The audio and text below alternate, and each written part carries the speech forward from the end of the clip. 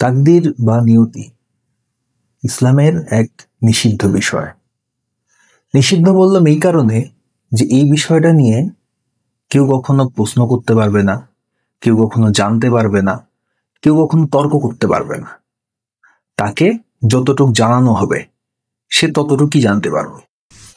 সেই 1400 বছর আগে হযরত মুহাম্মদ তার উম্মতদেরকে তাকদীর বিষয়ে বিতর্ক করতে নিষেধ করে গিয়েছে। কিন্তু মানুষের মন কৌতূহলী, তারা একটা বিষয় নিয়ে বারবার প্রশ্ন করবে, এটাই তাদের স্বভাব।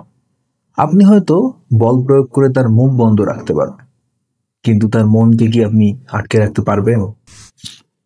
মানুষের মনে প্রশ্ন আসবেই। সবকিছুই যদি পূর্ব নির্ধারিত হয়, সবকিছুই যদি তার তাকদিরে লিপিবদ্ধ হয়ে থাকে, তাহলে তার কৃতকর্মের জন্য সাজা কেন তাকে ভোগ করতে হবে? যে জিনিস তার নিজ ইচ্ছায় ঘটেইনি, তার জন্যে সাজা কেন তাকে পেতে হবে? একজন চোর যে চুরি করে, কিংবা একজন ডাকাত যে ডাকাতি করে, এই চুরি বা এই ডাকাতির সাজা কেন একজন চোর বা ডাকাত পাবে? যেহেতু সে যে চোর হবে কিংবা সে যে ডাকাত হবে এটা তো পূর্ব নির্ধারিত, এটা তার তাকদিরে লেখা আছে, এই কারণেই সে আর চোর কিংবা ডাকাত।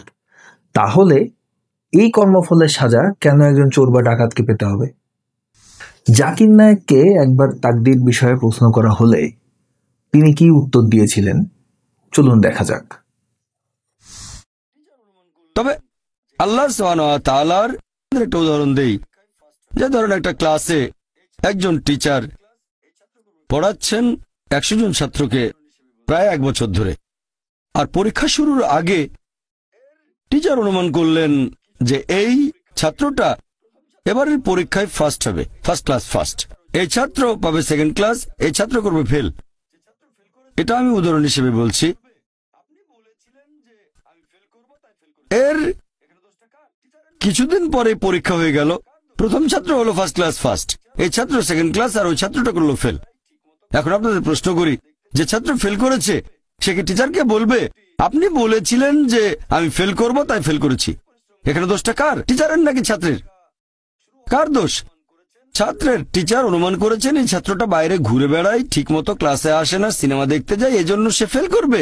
ওই ছাত্র মোটামুটি মাঝারি, এই ছাত্র খুব মেধাবী, অনেক পরিশ্রম করে, তাই টিচার পরীক্ষা শুরু হওয়ার আগে অনুমান করেছেন এই ছাত্র হবে ফার্স্ট ক্লাস ফার্স্ট। তিনি একটি ক্লাসরুমের উদাহরণ দিলেন, যেখানে একজন ক্লাস টিচার তার 3 জন ছাত্রকে উদ্দেশ্য করে বলছে যে তুমি হয়তো ফার্স্ট ক্লাস পাবা, তুমি হয়তো সেকেন্ড ক্লাস পাবা, আর তুমি হয়তো বা ফেল করবা। জাকির নায়েক বলেন, এখন এই ফেল করা ছাত্রটা কি তার ফেলের দায়ভার তার শিক্ষকের উপর চাপাবে, যে আপনি কেন বলেছিলেন এই কারণে আমি ফেল করেছি? অর্থাৎ তার যুক্তিটা হলো, একজন চোর যদি চুরি করে তাহলে সে চোর কেন তার দায়ভার আল্লাহর উপর চাপাবে? শিক্ষক আর ক্লাসরুমের উদাহরণ দিয়ে তিনি সৃষ্টি জগৎ এবং আল্লাহকে বুঝিয়েছেন। কিন্তু শিক্ষকের সাথে কি আদৌ আল্লাহর তুলনা চলে? একজন শিক্ষক যেটা করেছেন, সে তার পূর্ব অভিজ্ঞতা থেকে তার ক্লাসের শিক্ষার্থী সম্পর্কে তার একটা ধারণা ছিল, সে তার ধারণা অনুযায়ী একটা প্রেডিকশন করেছিলেন। তার যে ধারণা সেটা মিথ্যাও হতে পারত, মানে ভুলও হতে পারত।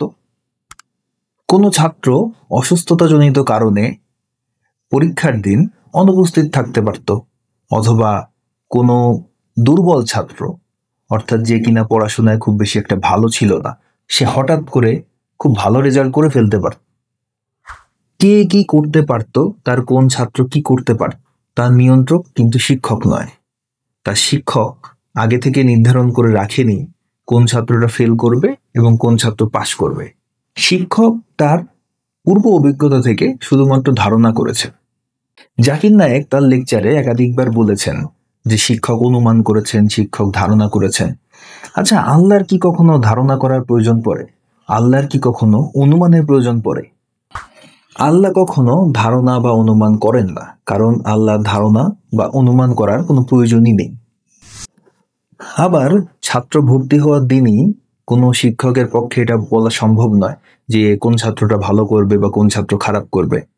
কিন্তু সহিহ হাদিস গ্রন্থে পাওয়া যায় যে মানুষের তাকদির তার জন্মের 50,000 বছর পূর্বেই লিপিবদ্ধ। জাকির নায়েক তাকদিরের ব্যাখ্যায় আরো কি বলেছেন, চলুন শোনা যাক। এখানে পছন্দ আপনার, তবে আল্লাহ আপনার পছন্দ জানেন। যেমন ধরেন একটা রাস্তার মোড়ে আসলেন, সামনে 5টা রাস্তা, রোড নাম্বার 1, 2, 3, 4, 5। এখানে পছন্দ আপনার, বেছে নিতে পারেন রোড নাম্বার 1, 2, 3, 4, 5। আপনি গেলেন রোড 2-এ। এটা আগে থেকেই লেখা আছে আপনার নিয়তিতে যে আপনি যাবেন 2 নম্বর রোডে। ব্যাপারটা এমন না যে আল্লাহ লিখেছেন বলে আপনি করছেন। যেহেতু আপনি এটাই বেছে নেবেন, তাই আল্লাহ আগে লিখে রেখেছেন। জাকির নায়েক বললেন যে এক ব্যক্তির সামনে ধরুন 5টা রাস্তা আছে, তো সেই রাস্তাগুলোর মধ্যে সে 2 নম্বর রাস্তা পছন্দ করলো। আল্লাহ আগে থেকেই জানে যে এই ব্যক্তি 2 নম্বর রাস্তা পছন্দ করবে, তাই নাকি আল্লাহ আগে থেকে তার ভাগ্যে 2 নম্বর রাস্তা লিখে রেখেছে। অর্থাৎ তিনি এটা বোঝাতে চাইলেন যে যেই ব্যক্তি চোর হবে বা যেই ব্যক্তি ডাকাত হবে বা যেই ব্যক্তি ধর্ষক হবে, সেটা আল্লাহ আগে থেকেই জানেন যে ওই ব্যক্তি চোর কিংবা ডাকাত কিংবা ধর্ষক হবে। সেই কারণেই আল্লাহ তাকে চোর কিংবা ডাকাত বা ধর্ষক বানিয়েছে। কুরআনের অসংখ্য আয়াতে আল্লাহ নিজেই বলেছেন, তোমরা ইচ্ছা করতে পারো না যদি না আল্লাহ ইচ্ছা করেন। আরেকটি আয়াতে আল্লাহ বলেছেন, তিনি যা ইচ্ছা তাই করে।